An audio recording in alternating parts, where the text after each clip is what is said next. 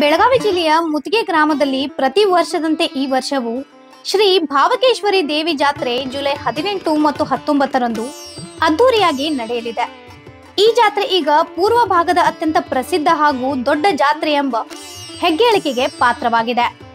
ಜಾತ್ರೆಯ ಯಶಸ್ವಿ ಆಯೋಜನೆಗಾಗಿ ಗ್ರಾಮದ ದೇವಸ್ಥಾನ ಸಮಿತಿ, ಗ್ರಾಮ ಸುಧಾರಣಾ ಮಂಡಳಿ, ಗ್ರಾಮ ಪಂಚಾಯಿತಿ ಹಾಗೂ ಗ್ರಾಮದ ನಾಡಬಂಧವರು ಒಟ್ಟಾಗಿ ಕಠಿಣ ಪರಿಶ್ರಮ ಹೊಂದುತ್ತಿದ್ದಾರೆ. ಸಮಿತಿ ಸದಸ್ಯರು ತಿಳಿಸಿದ್ದಾರೆ, ಭಕ್ತರ ಅನುಕೂಲಕ್ಕಾಗಿ ಎಲ್ಲ ರೀತಿಯ ಸೌಲಭ್ಯಗಳು ಊರಿನ ಆವರಣದಲ್ಲಿ ಸಿದ್ಧ ಮಾಡಲಾಗಿದೆ. ಜಾತ್ರೆಯ ಸಂದರ್ಭ ವೇಸಿಯ ಬಳಿ ಭವ್ಯ ಸ್ವಾಗತ ಕಮಾನ ನಿರ್ಮಿಸಲಾಗುತ್ತಿದೆ. ಭದ್ರತೆಗೆ ಸಂಬಂಧಿಸಿದಂತೆ ಮಾರಿಹಾಳ ಪೊಲೀಸ್ ಠಾಣೆ ಅಧಿಕಾರಿಗಳು ಗ್ರಾಮಕ್ಕೆ ಭೇಟಿ ನೀಡಿ ಜಾತ್ರೆಯ ಸುವ್ಯವಸ್ಥೆಗಾಗಿ ಅಗತ್ಯ ಮಾಹಿತಿ ಪಡೆದು ಪೂರ್ಣ ಸಹಕಾರದ ಭರವಸೆ ನೀಡಿದ್ದಾರೆ. ನನ್ನ ನಮಸ್ಕಾರ.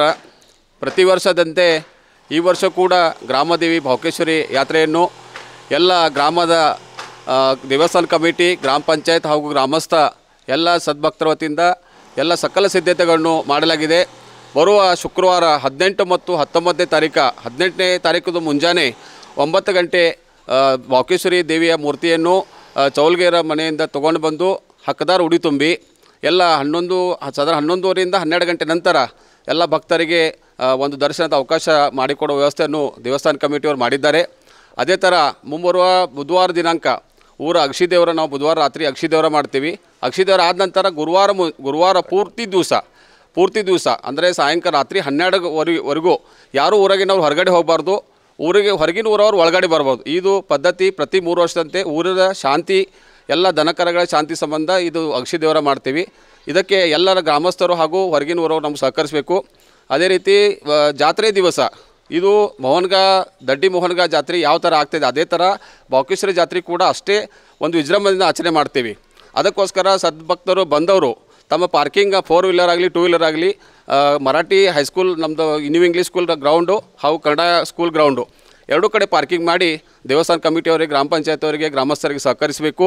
ಎಲ್ಲರಿಗೆ ತಾಯಿ ಭಾವಕೇಶ್ವರಿ ಒಳ್ಳೆ ಆಶೀರ್ವಾದ ಕೊಡಲಿ, ಒಳ್ಳೆ ಮಳೆ ಬೆಳೆ ಆಗಲಿ, ರೈತರಿಗೂ ಆರೋಗ್ಯ ಎಲ್ಲರಿಗೂ ಇದನ್ನು ಕೊಡಲಿ, ಸಮೃದ್ಧಿ ಕೊಡಲಿ ಅಂತ ಹೇಳ್ಕೊತಾ ತಮಗೂ ಕೂಡ ಇವತ್ತು ಬಂದು ನೀವು ನ್ಯೂಸ್ ಚಾನಲನ್ನು ಕವರ್ ಮಾಡಿದಿರಿ. ತಮ್ಮ ಕೂಡ ನಮ್ಮ ಎಲ್ಲ ಪರವಾಗಿ ಧನ್ಯವಾದ ಹೇಳಿ ನಾನು 2 ಮಾತು ಮುಗಿಸ್ತೀನಿ. ಜಾತ್ರೆ ಪೂರ್ವಭಾವಿಯಾಗಿ ಗ್ರಾಮದ ವಿವಿಧ ದೇವಾಲಯಗಳಲ್ಲಿ ಪೂಜೆ ಹಾಗೂ ಧಾರ್ಮಿಕ ವಿಧಿವಿಧಾನಗಳು ಪೂರ್ಣಗೊಂಡಿವೆ. ಅದರಂತೆ ಗುರುವಾರ ರಾತ್ರಿ ಗೌಡ ವರಿಸ್ ದೇವರ ಪೂಜೆ ನೆರವೇರಿಸಿ ಜಾತ್ರೆಗೆ ಪೂರಕವಾಗಿ ಅಧಿಕೃತ ಅನುಮತಿ ನೀಡಲಾಗುತ್ತಿದೆ. ಈ ಸಂಪ್ರದಾಯ ಹಲವಾರು ವರ್ಷಗಳಿಂದ ನಂಬಿಕೆಯಿಂದ ಅನುಸರಿಸಲಾಗುತ್ತದೆ. ಈ ಜಾತ್ರೆ ಯಶಸ್ವಿಯಾಗಿ ನೆರವೇರಿಸಲು ಸಮಿತಿ ಕಾರ್ಯಕರ್ತರು ಹಾಗೂ ಗ್ರಾಮಸ್ಥರು ಸಮರ್ಪಿತ ಮನೋಭಾವದಿಂದ ಕೆಲಸ ಮಾಡುತ್ತಿದ್ದಾರೆ. ಎಲ್ಲ ಭಕ್ತರು ಶಾಂತಿಯಿಂದ ಶಿಸ್ತಿನಿಂದ ಬಂದು ದೇವಿಯ ದರ್ಶನ ಪಡೆದು ಈ ಭಕ್ತಿ ಉತ್ಸವದಲ್ಲಿ ಪಾಲ್ಗೊಳ್ಳಬೇಕೆಂದು ಮನವಿ ಮಾಡಲಾಗಿದೆ. ಕೃಷ್ಣ ಪಾಟೀಲ್, ವಾಯ್ಸ್ ಆಫ್ ಇನ್ಫ್ರಾಮ್, ಮುದುಗ.